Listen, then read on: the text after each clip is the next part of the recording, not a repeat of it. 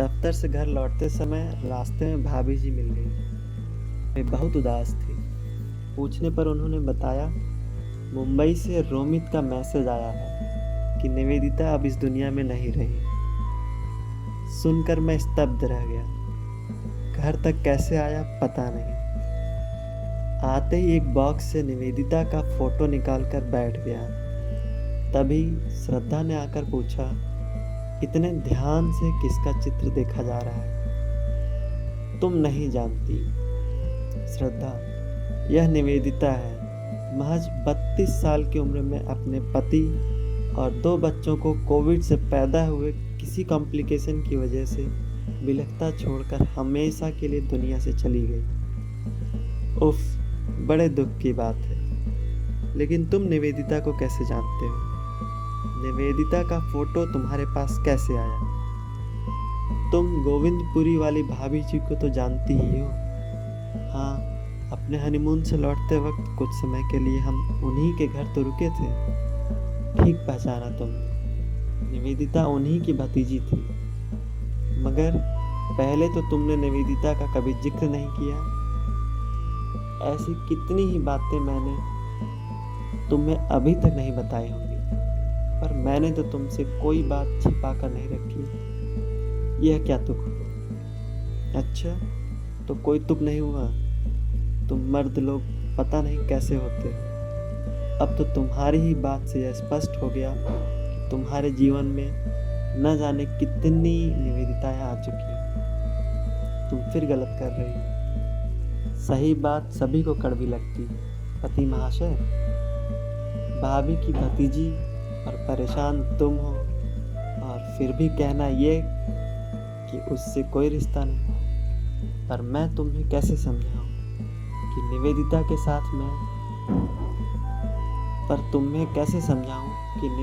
साथ मैंने कभी ढंग से बात भी नहीं की थी। कोई दूसरा कहता तो शायद इस बात का विश्वास भी कर लेते। मेरी बात का भी तुम्हें विश्वास कर लेना चाहिए, क्योंकि तुम अच्छी तरह जानती हो कि तुम्हारा पति इतना बुद्धू है कि जरूरत पड़ने पर भी झूठ नहीं बोल सकता। मनोमत, मैं जानती हूँ कि अंट शंट पकना तुम्हारी आदत है, इसलिए जिंदगी में कोई उन्नति नहीं कर सके। तुम किसी भी व्हाट्सएप ग्रुप में भी ढंग से ज़्यादा दिन नहीं रह पाती। तुमने ठीक फरमाया। अपने को धन्य समझे कि तुम्हें मेरे जैसा पति मिला है। मैं शादीशुदा पुरुष होकर भी घिसे पिटे ढंग से ही जी रहा हूँ, इसलिए आज तक उन्नति नहीं कर सका। शायद निवेदिता को न पाने के पश्चाताप में अब तक तुम घुटते रहे हो। मुझ पर नहीं तो उस बेचारी लड़की पर तो तरस खाओ। और फिर अब तो वह मर भी गई है। वाह, क्या कहने तुम्हारी दार्शनिकता के। फिर भी यह तो बताओ कि तुम्हारी उससे जान पहचान कैसे हुई?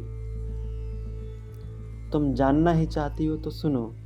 बात उन दिनों की है जब एमएससी करने के बाद मुझे दिल्ली में नौकरी मिल गई थी। गांव छोड़ते समय पिताजी ने मुझसे दूर के एक भाई साहब को फ़ोन कर कहा था कि बेटे, यह तुम्हारे दूर के रिश्ते के एक भाई का पता है। दिल्ली में अपनी जान पहचान का इनके अलावा और कोई नहीं है। बड़ा शहर है, वक्त ज़रूरत इनके पास चले जाया करना।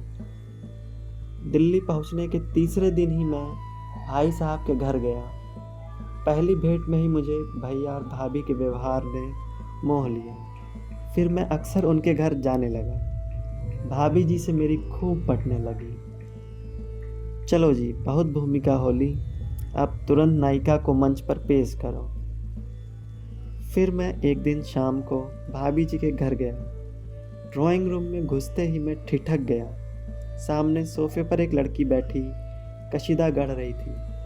उसके खुले काले घने लंबे बाल पीठ पर लटक रहे थे। ड्राइंग रूम की खिड़की से ढलते सूरज की धूप उस पर सुनहरे फीते की तरह पड़ रही थी। उस लड़की को भाभी जी के घर में मैंने पहली बार ही देखा। आहट पाकर कढ़ाई से आंख हटते ही वह सकपका सी गई। उसे उसी हालत में छोड़कर मैं घर के भीतर चला गया। भाभी जी रसोई में कुछ बना रही थी।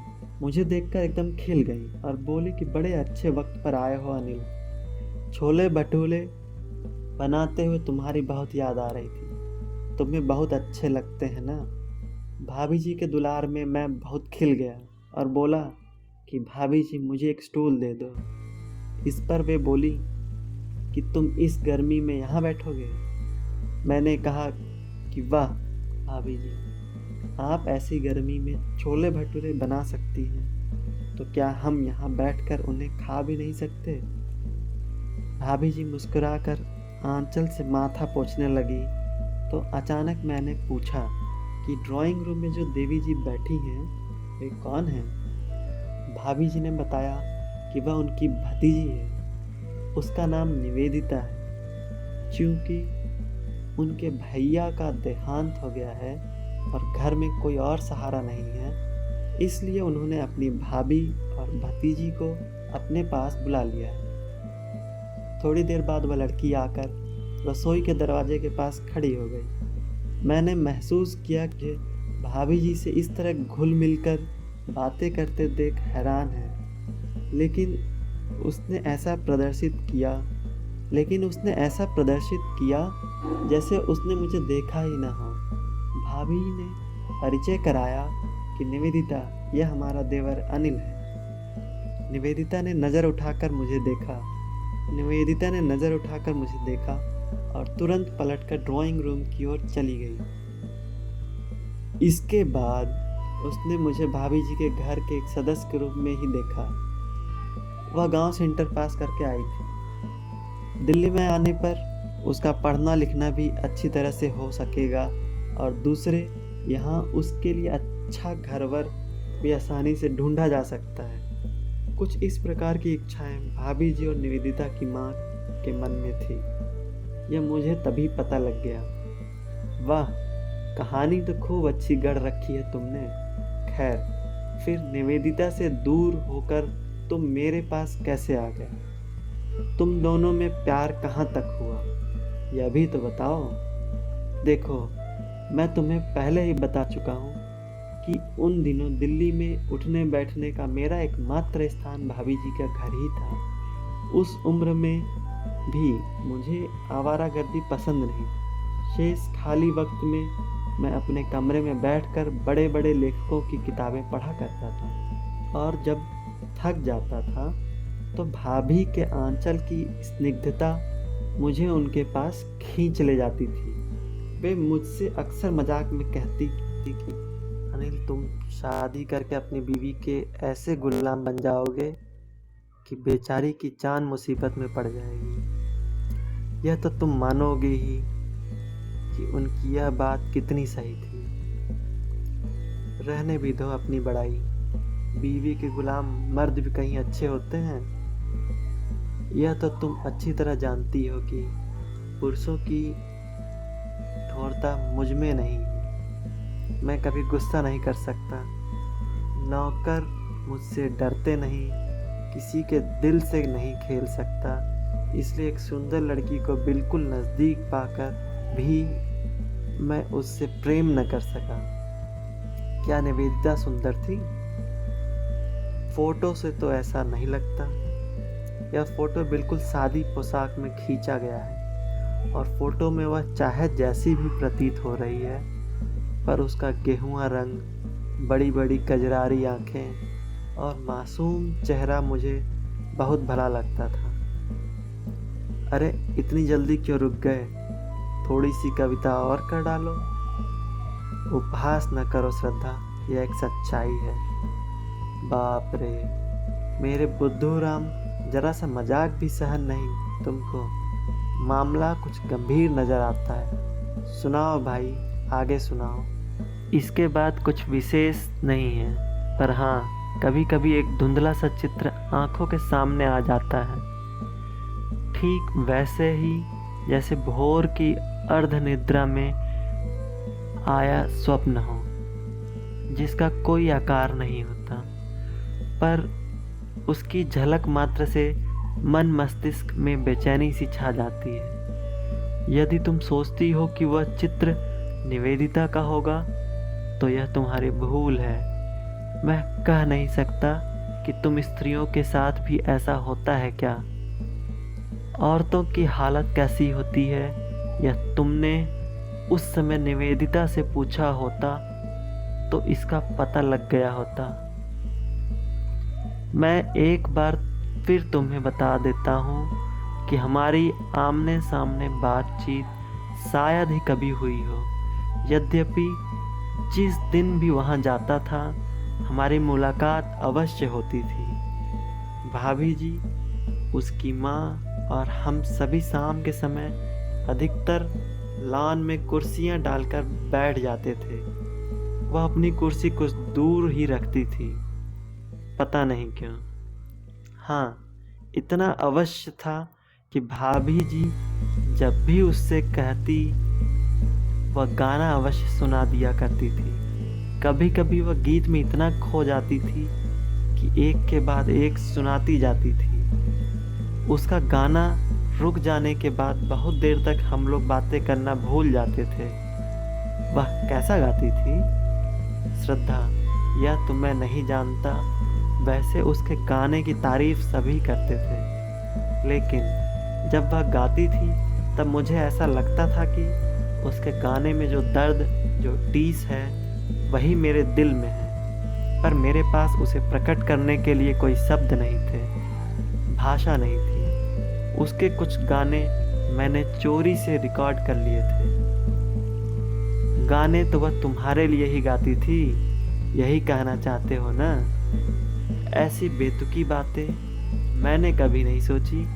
कोई लड़की अगर आंख उठाकर देख ले और मैं सोचने कि वह मुझे किसी विशेष कारण से देख रही है तो यह मेरी बेवकूफ़ी के सिवा और क्या होगा। और रही रिकॉर्डिंग की बात, तो उसके बाद तो न जाने कितनी बार मोबाइल बदले जा चुके हैं। अब कहाँ मिलेगी वह आवाज़। तुम्हारी यह बात मेरी बुद्धि में नहीं घुसी। खैर, आगे बताओ। ठीक ही कहा तुमने, उसकी माँ को उसकी शादी की बड़ी जल्दी थी। पर मैं भाभी जी को अक्सर यह कहते सुना करता था कि अरे ऐसी भी क्या जल्दी है, लड़की अभी बीए तो कर ले, उसे पढ़ने भी दो, समय आने पर शादी हो जाएगी। लेकिन उसकी माँ कहती थी कि शादी ब्याह की कोशिश तो पहले से करनी पड़ती है, लड़की की शादी है, कोई हंसी मजाक तो नहीं। एक दिन निवेदिता की माँ ने मुझसे भी कहा कि अनिल, तुम इतनी अच्छी नौकरी पर हो, क्या निवेदिता के लिए अपने ही जैसे किसी लड़के को नहीं ढूंढ सकते। तभी भाभी जी मेरा मजाक उड़ाते हुए बोली कि तुमने भी बड़े भले आदमी से जिक्र छेड़ा है।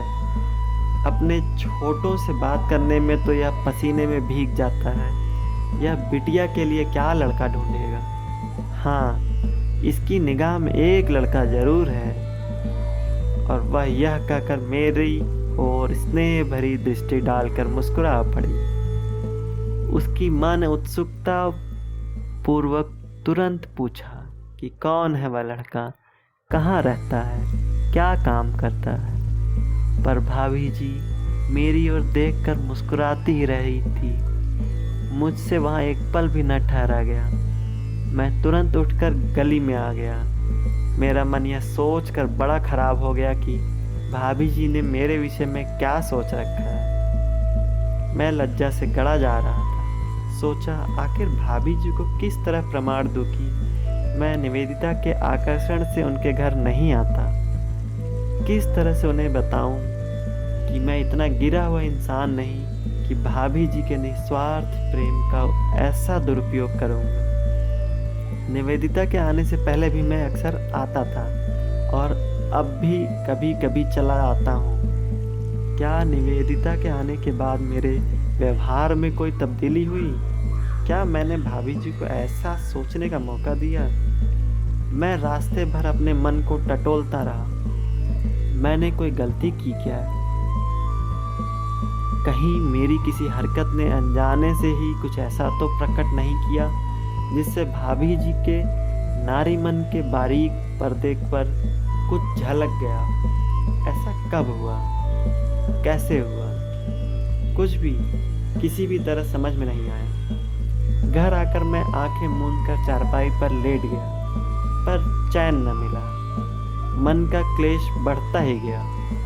आखिर मैंने स्वयं ही फैसला किया, भाभी जी का संदेह दूर करना ही होगा, इसके लिए चाहे कुछ भी करना पड़े। उसके बाद से भाभी जी के घर जाने के लिए अपने आप को तैयार करने में बड़ा असमर्थ पाने लगा। पर भाभी जी के निस्वार्थ प्यार के बारे में सोच सोच कर मेरा दिल भर जाता, मगर यह भी डर था कि अचानक जाना बंद करने से कहीं सबको शक न हो जाए। इसलिए बजाय एकदम जाना बंद करने के यह सोचा करता कि क्या किया जाए। तब सहसा मेरे दिमाग में यह बात आई कि क्यों न निवेदिता के लिए कोई अच्छा सा वर ढूंढ दूं। इससे अच्छा और कोई नेक काम नहीं हो सकता। सच मैं इतने समय तक बेकार ही परेशान हो रहा था। इसी बीच अचानक एक दिन कनॉट प्लेस में रोमित मिल गया। उसने एमएससी मेरे साथ ही की थी, पर पढ़ने में तेज होने के कारण आईएएस प्रतियोगिता में चुन लिए जाने से राजपत्रित अधिकारी हो गया था। बातों बातों में जब पता चला कि रोमित अभी कुंवारा ही है, तो खुशी से मेरा दिल उछल पड़ा। मैंने जिक्र छेड़ने में देर करना उचित नहीं समझा। शुरू में तो बात मजाक में उड़ गई, पर थोड़ी देर बाद रोमित इस मामले में गंभीर दिखाई दिया। दिल्ली से बाहर का जीवन, फिर अकेले में उसका दिल भी नहीं लगता था। मैंने मौका अच्छा समझकर और निवेदिता का जिक्र छेड़ दिया। बात जब लड़की को देखने की आई तो रोमित बोला कि कैसी बात करते हो अनिल, कि तुम्हारी निगाहों में मेरे लायक है तो बस ठीक है, पर मेरी माँ लड़की को बिना देखे नहीं मानेगी। मैंने कहा कि बेशक मुझे इससे क्या परेशानी हो सकती है, जब चाहो माता जी को लेकर आ जाओ। वह बोला कि ठीक है अनिल, मैं अगले चक्कर में कुछ दिनों की छुट्टी लेकर दिल्ली आऊँगा। रोमित ने इससे ज़्यादा कुछ नहीं कहा था, पर उसके चेहरे के भाव ने मुझे बहुत कुछ समझा दिया था। उसी रात तो मैंने भाभी जी को अकेले में रोमित के विषय में सब कुछ बता दिया। भाभी जी हैरान करती हुई बोली कि सच कह रहे हो अनिल? मैंने कहा कि भाभी जी, मैंने आपसे कभी मजाक किया है? भाभी जी कुछ देर मेरे चेहरे को एकटक देखने के बाद बोली कि ठीक है। उनकी ओर से मुझे जितनी खुशी की आशा थी, उतनी मैंने उनके चेहरे पर न देखी।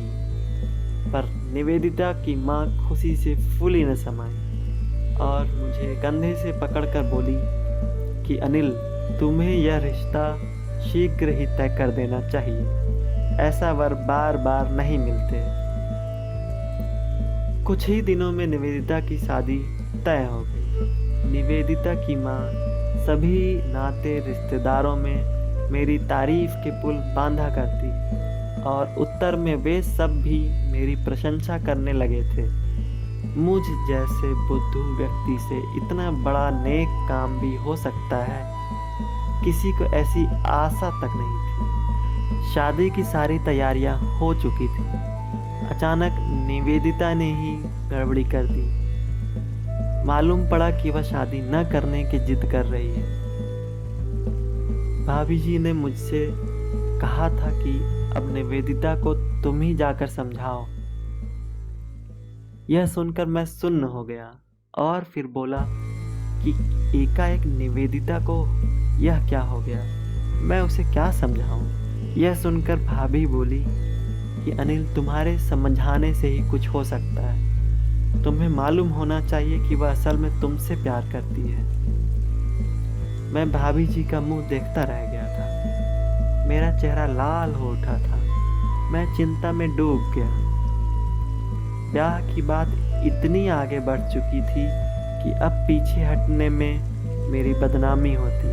मैं किसी को मुंह दिखाने लायक भी न रहता। भाभी जी के कहने पर मैं उसके पास गया। वह दूसरी मंजिल के एक कमरे में खिड़की के पास खड़ी रोती मिली। मैंने उसे पुकारा। इतने दिनों में मेरी उससे यह पहली बार आमने सामने बात हुई। मैंने कहा कि निवेदिता, बात इतनी आगे बढ़ चुकी है, क्या अब तुम सबको नीचा दिखाओगी? उसने नजरें उठाकर मेरी ओर देखा, फिर तुरंत ही बोली कि और मेरा प्यार, मेरा दिल। मैंने पूछा कि क्या तुम्हें इस रिश्ते में कोई परेशानी है? उसका गोल चेहरा शर्म से और झुक गया। वह अपनी चुन्नी का छोर लपेटने लगी। मैंने फिर कहा कि क्या तुम फिर एक बार गंभीरता से इस बात को नहीं सोच सकती? उसने नजरें उठाकर कुछ पल मेरी ओर देखा, फिर बोली कि यह आप कह रहे हैं? निवेदिता का प्रश्न सुनकर मैं दंग रह गया। फिर बोला कि तुम्हारी माँ, बुआ जी आदि सभी की इच्छा है। उधर रोमित भी इंतजार में बैठा था। बात अधूरी ही रह गई। मेरा गला भर आया। सहसा अपने आप को ही सब कुछ वाहियात लगने लगा। वह बोली कि यह सब तो मैं जानती हूँ, लेकिन क्या आप भी ऐसा कह रहे हैं? मैं जबरन मुस्कुराकर बोला कि मैं तो ऐसा कहूँगा ही। मेरी सुनकर वह बोली कि क्यों नहीं कहोगे, वरना दोस्त के आगे सिर नीचा नहीं हो जाएगा। मैंने कहा कि नहीं, ऐसी कोई बात नहीं। जो कुछ हो रहा है तुम्हारी भलाई के लिए ही हो रहा है। मेरी बात सुनकर वह बोली कि मेरी भलाई के लिए? बस यही बात है। इसके आगे निवेदिता ने मुझे कुछ कहने का मौका नहीं दिया और शीघ्रता से कमरे से निकलकर फटाफट सीढ़ियाँ उतरकर नीचे चली गई। देखते देखते शादी का दिन आ गया। सारे घर में लोग हो हल्ला मचा रहे थे। मैं दिखाने के लिए व्यस्त सा इधर उधर घूमता रहा, पर मेरा मन किसी काम में नहीं लग रहा था। बारात दरवाजे पर आ चुकी थी। ऐसे ही समय में भाभी जी को ढूंढता हुआ दूसरे मंजिले के उसी कमरे में जा पहुंचा। वहां महिलाओं का दल निवेदिता को घेरे बैठा था, पर बारात के आने की खबर सुनकर मेरे सामने ही सब एक एक कर कमरे से बाहर हो गए। लाल रंग की बेहद खूबसूरत साड़ी पहने, माथे पर लाल गोल बिंदी व पैरों में लाल महावर लगा, चेहरे को दोनों घुटनों के बीच झुकाए निवेदिता बैठी थी। उस समय वह बड़ी सुंदर लग रही थी। मैं एकटक उसे निहारता रहा। अचानक उसकी नजरें ऊपर उठी। वह कुछ देर मेरे मुंह को ताकती रही। मैंने देखा उसकी दोनों आंखें बहुत लाल थी। सुना था ब्याह की रात सभी लड़कियां रोती हैं, शायद वह भी रोई थी। मुझे उसकी लाल आंखें बड़ी भली लगी। निवेदिता उठकर खड़ी हो गई और भारी गले से बोली कि आपकी ऐसी ही इच्छा थी ना, और उसकी आंखों से झरझर आंसू झरने लगे। फिर मैं वहां न ठहर सका। सिर झुकाकर अपराधी सा बाहर आ गया। उस दिन पहली बार मेरी आंखों में आंसू आ गए थे। पता नहीं क्यों इस बार उस घर में मेरा मन न लगा। फिर क्या हुआ श्रद्धा? इसके बाद फिर कुछ नहीं हुआ। निवेदिता से फिर आपकी कोई मुलाकात नहीं हुई? नहीं। बड़े आश्चर्य की बात है श्रद्धा, तुम्हें आश्चर्य हो रहा है, पर यह सच है कि शादी के 8 दिन बाद ही रोमित अपनी पत्नी को लेकर मुंबई लौट गया। शायद उसको ज़्यादा छुट्टी नहीं मिली थी। इधर मेरा भी तबादला लखनऊ हो गया। इसके बाद हमारी तुम्हारी शादी हो गई और मैं भी कामकाज में घिर गया।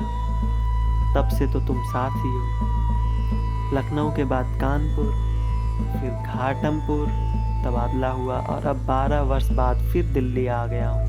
यद्यपि इन 12 सालों में अपने पास बुलाने के लिए रोमित और भाभी जी ने कई बार आग्रह भरे पत्र लिखे, पर रोमित और भाभी जी के पास जाने की इच्छा अधूरी ही रही। अब तो हमें दिल्ली आए भी 1 महीना हो चुका है। इस 1 महीने में तुम भाभी जी के घर एक बार भी नहीं गए। तुमने यह कैसे समझ लिया कि मैं भाभी के घर गया ही नहीं? इसका मतलब यह हुआ कि तुम भाभी जी के घर के चक्कर लगाते ही रहते हैं। नहीं, रोज रोज यह कैसे संभव है? ओह, तुमसे तो कोई बात पूछना भी बेवकूफ़ी है। तुम मर्द लोग पता नहीं किस दिमाग के होते हो। तुम शायद गुस्सा हो गई हो।